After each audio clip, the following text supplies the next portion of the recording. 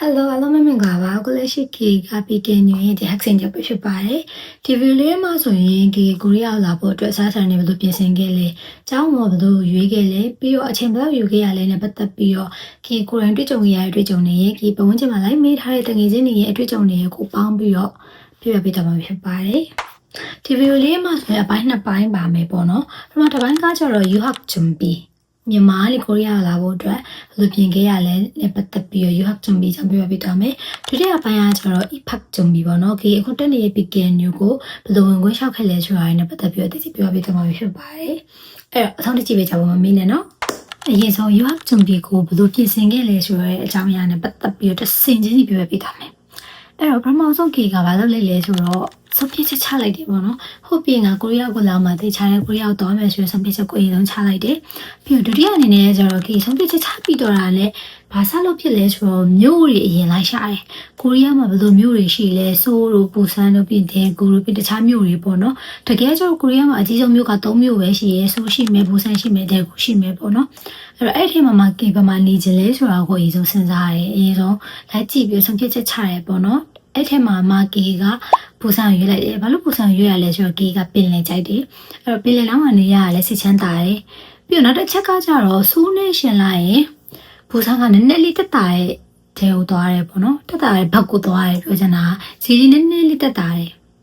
ဆိုတော့ကျတော့အဲ့လိုနေစေစားစေတွေကကျတော့ပူဆန်နဲ့ပူစီကြီးရဲ့ဒါပေမဲ့ဒေကူဘာလို့မရွေးပြတာလဲဆိုတော့ဒေကူကအလုတ်အကိုင်းနဲ့ပတ်သက်ပြီးနည်းနည်းလေးရှားရလို့ပြောတယ်အဲ့တော့စူးနဲ့ပူဆန်ဂျားရဲ့မှာ KK ဆုံးဖြတ်ချက်ချပြီးတော့ပူဆန်ကိုရွေးလိုက်တယ်အဲ့ဒါကကျတော့ KK ရဲ့ second step အနေနဲ့လုပ်လိုက်တာပေါ့နော်ရွေးပြီးတော့နောက်ပိုင်း KK ကကျောင်းကိုဆက်ရွေးရပေါ့နော်ပူဆန်မှာဆိုရင်ကျောင်းတွေတကယ်အများကြီးပဲဒါပေမဲ့ထိတ်ဆုံးကျောင်းနှစ်ကျောင်းဖြစ်တဲ့ပူဆန်တဲ့ဟာကျိုးနဲ့ကိုလီပူကျတဲ့ဟာကျိုးကိုရှင်းလို့မရအောင်ပေါ့နော်သူတို့နှစ်ကျောင်းကကျတော့ထိတ်ဆုံးကပူဆန်မှာဆိုရင်ထိတ်ဆုံးကျောင်းနှစ်ကျောင်းလို့ပြောလို့ရတယ်အစိုးရကျောင်းတွေဖြစ်တဲ့ကြောင့်မလို့ကျောင်းစည်းကလည်းတခြားကျောင်းတွေနဲ့ရှင်နည်းနည်းလေးတက်တာတယ်ဒါပေမဲ့ ranking ကကျတော့မြင့်တယ်ရွေးတင်တဲ့ကျောင်းတွေထဲမှာပါတယ်ပေါ့နော်အဲ့တော့ KK ကအဲ့ကျောင်းနှစ်ကျောင်းကိုကြည့်ပြီးတဲ့အခါမှာ KK ဘာရဲ့ကျောင်းကိုအကြိုက်ဆုံးလဲဆိုတော့ကိုလီပူကျတဲ့ဟာကျိုးအကြိုက်ဆုံးပဲအဲ့တော့အဲ့ကြောင့်မတက်မဲဆိုပြီးအဲ့ကြောင့်အရင်ဆုံးရွေးလိုက်တယ်ရွေးပြီးစားရနေကို agency နဲ့တိုင်ပြီးတော့ပြင်နေပေါ့နော် agency ကိုမေးရဟုတ်တယ်ဘာလို့လဲဆိုတော့ KK ကအဲ့တော့မြန်မာနိုင်ငံမှာပဲရှိနေတဲ့ဖြစ်တဲ့အတွက်ကြောင့်မလို့စားနေကိုဘယ်လိုလုပ်ရမလဲကျောင်းဘယ်လိုဆက်သွယ်ရမလဲဆိုတော့ KK မသိဘူးကိုရီးယားစကားလည်းလောက်ထိမကျွမ်းသေးဘူးပေါ့နော်အဲ့တော့ဂျားမှာ agency တက်ဆင့်ခံပြီးတော့ agency နဲ့စားနေပြင်တယ် step 4အနေနဲ့ကျတော့စားနေစပြီးတော့ပြင်ပြီပေါ့နော်ကျောင်းပြီးသွားပြီဆိုတော့စားနေစပြီးတော့ပြင်ပြီအဲ့မှာဘယ်လိုစားနေပြင်ရမလဲဆိုတာကျတော့ကိုချောက်တဲ့ကြောင့်ပုံမူတည်တယ်ကျောင်းကဘယ်လိုစားနေလိုပါတယ်ဆိုပြီးတော့ပြောလာတဲ့အခါကျရင် KK တို့ကအဲ့ဒီသူတို့ပေးထားတဲ့ list တိုင်းကိုအကုန်ပြင်ပေးရတယ်ပေါ့နော် KK ကကျတော့စားနေကိုယ်တိုင်ပြင်တယ်ဘာလို့လဲဆိုတော့သူမြောက်စိတ်တိုင်းမကြောက်ပေါ့နော်အဲ့ကြောင့်မလို့အကုန်လုံးကိုပဲလုပ်လိုက်တယ်အရင်ဆုံးပထမဆုံးဘာလုပ်ရလဲဆိုတော့ notary ထုတ်ရတယ် notary ပြင်ရတယ်ပေါ့နော်KK တို့မွေးစားနေကမြန်မာလိုဖြစ်နေတာဖြစ်တဲ့အတွက်ကြောင့်မလို့အဲ့ဒီစာရွက်တွေကိုအင်္ဂလိပ်လိုရေးဆိုပြောင်းရတယ်အဲ့ဒါကို notary ပြင်တယ်လို့ခေါ်တယ်ပြီးတော့ second step အနေနဲ့ကကျတော့ mofa ထုတ်ရတယ်အဲ့စာနေကိုတန်းယူပြီးတော့တယုံစီထုတ်လို့မရဘူးပေါ့နော်ကြားထဲမှာ mofa ရုံးကိုဝင်ပြီးတော့ mofa ရေးဆုံးထုတ်ပါသေးတယ်အဲ့တော့ notary ပြင်တယ် mofa ထုတ်ရနောက်ဆုံးfinal step အနေနဲ့ကြမှာတယုံတုံထုတ်ရတယ်ပေါ့နော်အကုန်လုံးပြီးသွားပြီဆိုရင်ကြတော့အဲ့စာနေကိုကိုင်းပြီးတော့ကျောင်းဆက်လျှောက်လို့ရပြီအဲ့ခါကျမှကျောင်းကဆက်လျှောက်လို့ရတာပေါ့နော်မေ့သွားတဲ့တစ်ချက်ရှိရဲအဲ့ဒါဘာလဲဆိုတော့အရင်ဆုံးအရေးအကြီးဆုံးကကျတော့ passport ပါ passport ရှိပြီးသားသူကကျတော့ပြဿနာမရှိဘူး KK ရဲ့မရှိသေးတဲ့အတွက်ကြောင့်မလို့စားနေမပြင်ခင်ကတည်းကအရင်ဆုံး passport သွားလျှောက်ခဲ့ရပေါ့နော်တကယ်လို့ Europe တို့လည်း passport မရှိသေးဘူးဆိုရင်ပထမဆုံးဘာလုပ်ထားမလဲဆိုတော့ passport တအုပ်တော့ရှိထားမှာပဲဖြစ်ပါတယ်စားနေကိုတယုံစီထုဖို့ကကျတော့တကယ်မလွယ်ဘူးတယုံစီbooking ယူဖို့ခက်တယ်ပေါ့နော်အခုလက်ရှိကကျတော့ website ကနေယူလို့ရနေပြီလို့ပြောတယ်ဒါပေမဲ့ KK တို့တော့ကကျတော့တယုံရှေ့ကိုသွားပြီးတော့အစောကြီးကတည်းကထိုင်ဆောင်ပြီးတော့ booking ယူရတယ်ပေါ့နော်ဘာဖြစ်လို့လဲဆိုတော့ booking တနေ့ဘယ်လောက်ပဲဆိုပြီးတော့ပေးရပေါ့နော်အယောက်20ဆိုအယောက်20လားမသိဘူးအဲ့လောက်ပဲပေးရအဲ့တော့အယောက်20လေးဝင်အောင်လို့အစောကြီးသွားရတယ်အဲ့တော့အဲ့တော့ကကျတော့ KK ရေကညီမလေးရဲ့2ယောက်အစောကြီးသွားခဲ့ရပေါ့နော်ထမင်းတွေလည်းမစားရဘူးမနဲ့မုတ်တွေလည်းမစားရဘူးသွားဆောင်ရတယ်ဆောင်ပြီးတော့မှ booking ရတာပေါ့နော် booking ယူပြီးတော့ရင် booking ချက်ချင်းစာတင်လို့ရတာလည်းမဟုတ်ဘူးအဲ့မှာအနည်းဆုံးbooking တွားယူလိုက်တဲ့ရက်နဲ့တကယ် booking တွေကရက်ကကြမ်းမှာ1လလောက်ခြားသေးရပေါ့နော်အဲ့တော့ booking ကလည်းအရေးကြီးပါတယ်ကိုစားနေလည်းအကုန်ပြင်ဆင်ပြီးသွားပြီကျောင်းလည်းရှောက်ပြီးသွားပြီဆိုရင်ကျောင်းရဲ့ ခေါ်စာကိုဆောင်းရပြီပေါ့နော်အဲ့အချိန်ကရေခုံစရာအကောင်းဆုံးပဲကိုလက်ခံမလားမလက်ခံလားဆိုတော့အဲ့အချိန်မှာသိရတာပေါ့နော်ဒါပေမဲ့ကံမကောင်းစွာနဲ့ PKNU က KK ကို reject လုပ်လိုက်ပါတယ် PKNU interview ဖြေရတယ်ပေါ့နော် interview ဘယ်လိုဖြေရလဲဆိုတော့သူတို့ကအဲ့ဒီကိုရီးယားကနေပြီးတော့တိုက်ရိုက်မြန်မာဖုန်းကို KK ကိုလှမ်းပြီးတော့ဆက်တယ်ဆက်ပြီးအဲ့မြန်မာအမကမိကိုနည်းနည်းလေးမေးရပေါ့နော်အနေဆုံး3ခုလား4ခုလားမသိဘူးအဲ့လောက်လေးမေးရပြီးတော့သူတို့နောက်ပြန်ဆက်သွင်းခဲ့ပါမယ်ဆိုပြီးတော့ဖုန်းချသွားတယ်ပေါ့နော်ဒါပေမဲ့ကမကောင်းတော့နေပဲ KK အဲ့တော့ကကျွန်တော် PKNU ဝင်ခွင့်မရလိုက်ဘူးမရလိုက်တဲ့အခါကျတော့ကင်တော့တဲ့ကြောင်းပြောင်းလျှောက်လိုက်ရတယ်ပေါ့နော်အဲ့ဒါကြောင့်မလို့အဲ့ဒီကျောင်းမှာ UHAC တက်ပြီးတော့မှ KK အခုကျတော့ PKNU ပြန်ဝင်လာတာပေါ့နော် PKNU ကအစကတည်းကတက်ချင်ခဲ့တဲ့အကြောင်းဖြစ်တဲ့အတွက်ကြောင့်မလို့အခုပြန်ဝင်လာတာတကယ်လို့ကိုကကျောင်းခေါ်စာရပြီးသွားပြီဆိုရင်ဒီ process က 50% ထိပြီးသွားပြီလို့ပြောလို့ရတယ်ပေါ့နော် process က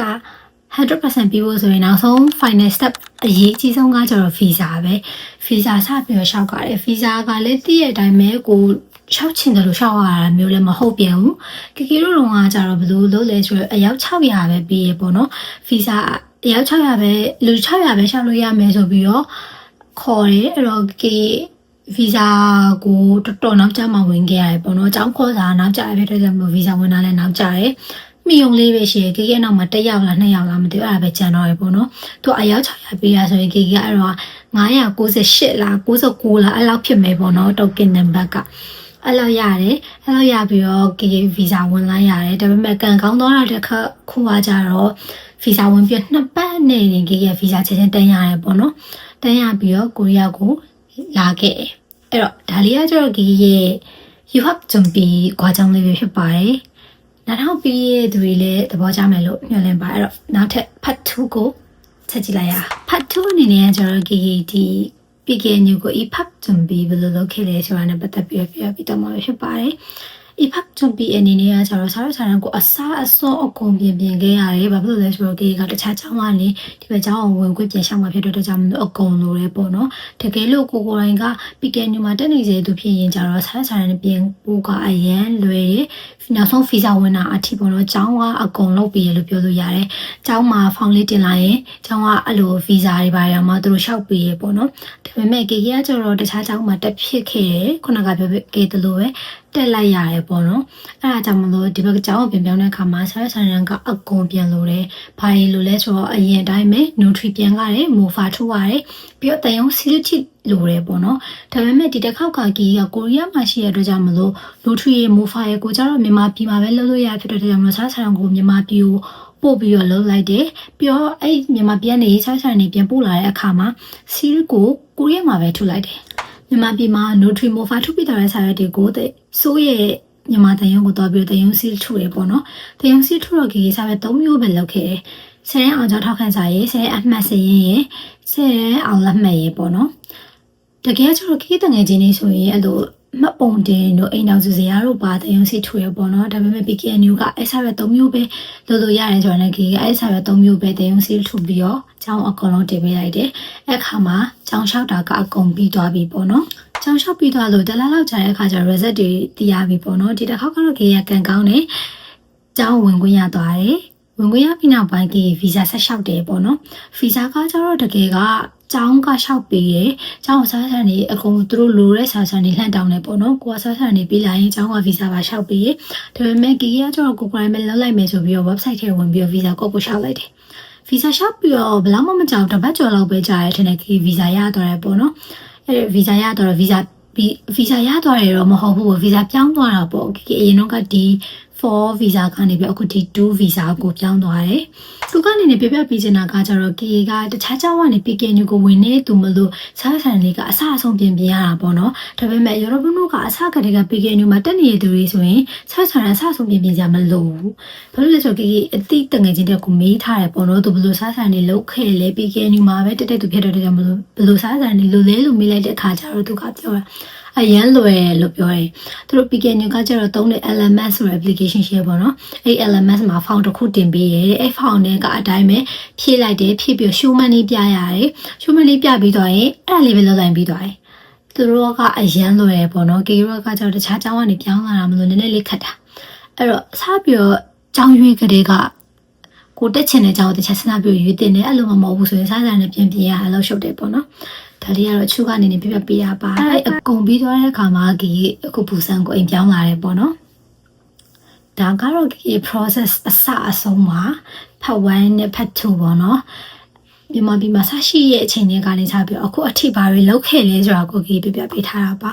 အဲ့တော့ဒါလေးကိုကြည့်ပြီးရတော့ဘုံတို့လည်းဘူးတူတခုရတော့မယ်လို့ပြောနေပါတယ်နောက်ဗီဒီယိုမှာဆက်လက်တွေ့ပါအောင်မယ် bye bye